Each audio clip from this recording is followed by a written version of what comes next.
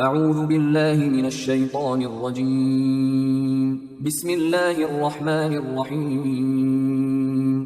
سورہ طٰہٰ آیات نمبر 115 تا 127 میں مختصر طور پر آدم و ابلیس کے واقعے کی یاد دہانی اور اولاد آدم کو نصیحت کہ جو اللہ کی ہدایت کی پیروی کرے گا وہ گمراہ نہ ہوگا۔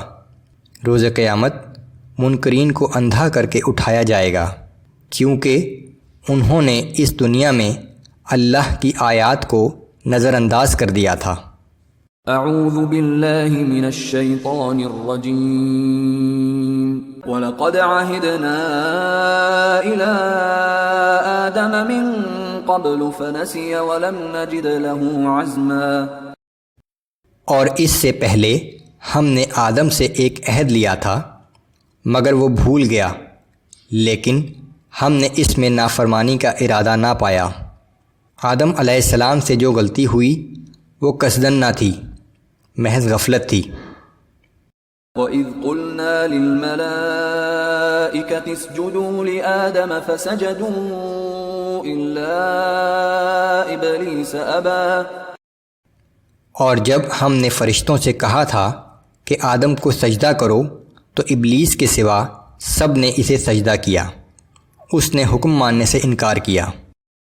فَقُلْنَا يَا آدَمُ إِنَّ هَذَا عَدُوٌّ لَكَ وَلِزَوْجِكَ فَلَا يُخْرِجَنَّكُمَا مِنَ الْجَنَّةِ فَتَشْقَىٰ۔ پھر ہم نے کہا کہ اے آدم، بلا شبہ یہ ابلیس تمہارا اور تمہاری بیوی کا دشمن ہے، سو کہیں ایسا نہ ہو کہ وہ تمہیں جنت سے باہر نکلوا دے اور تم کسی مصیبت میں گرفتار ہو جاؤ۔ إِنَّ لَكَ أَلَّا تَجُوعَ فِيهَا وَلَا تَعْرَىٰ۔ یہاں جنت میں تمہیں یہ آسائش ہوگی کہ نہ کبھی بھوکے رہو گے اور نہ کبھی برہنہ۔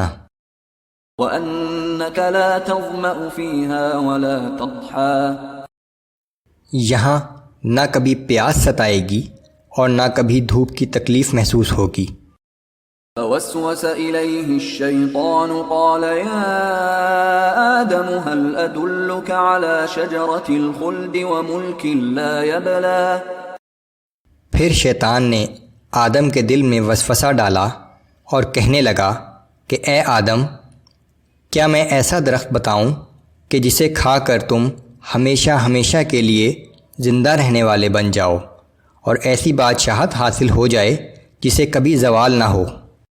فَأَكَلَا مِنْهَا فَبَدَتْ لَهُمَا سَوْآتُهُمَا وَطَفِقَا يَخْصِفَانِ عَلَيْهِمَا مِنْ وَرَقِ الْجَنَّةِ وَعَصَىٰ آدَمُ رَبَّهُ فَغَوَىٰ۔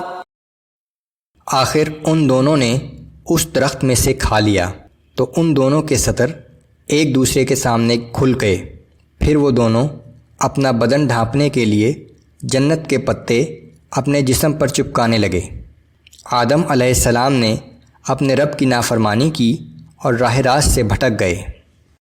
ثم اجتباہ ربہ فتاب علیہ وہدی۔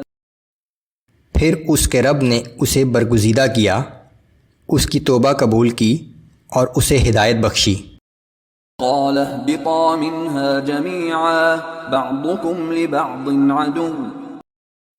اللہ نے فرمایا کہ تم سب کے سب یہاں سے اتر جاؤ، تم ایک دوسرے کے دشمن رہو گے۔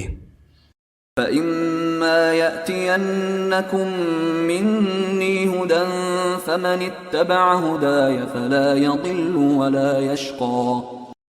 پھر اب اگر میری طرف سے تمہیں کوئی ہدایت پہنچے تو جو کوئی اس ہدایت کی پیروی کرے گا تو نہ وہ دنیا میں گمراہ ہوگا اور نہ آخرت میں کسی تکلیف میں مبتلا ہوگا۔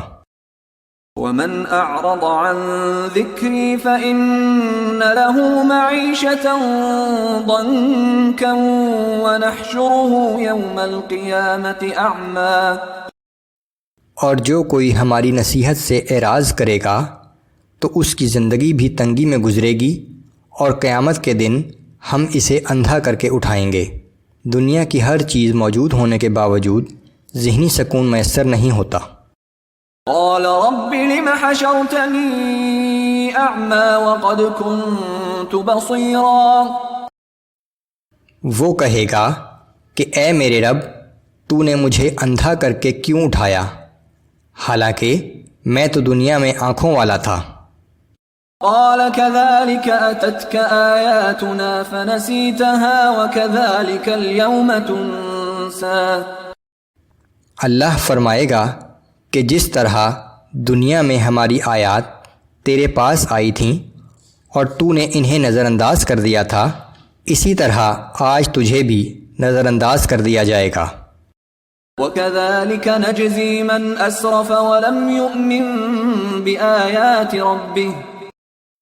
ہم ایسا ہی بدلہ ہر اس شخص کو دیں گے جو حد سے گزر جائے اور اپنے رب کی آیات پر ایمان نہ لائے.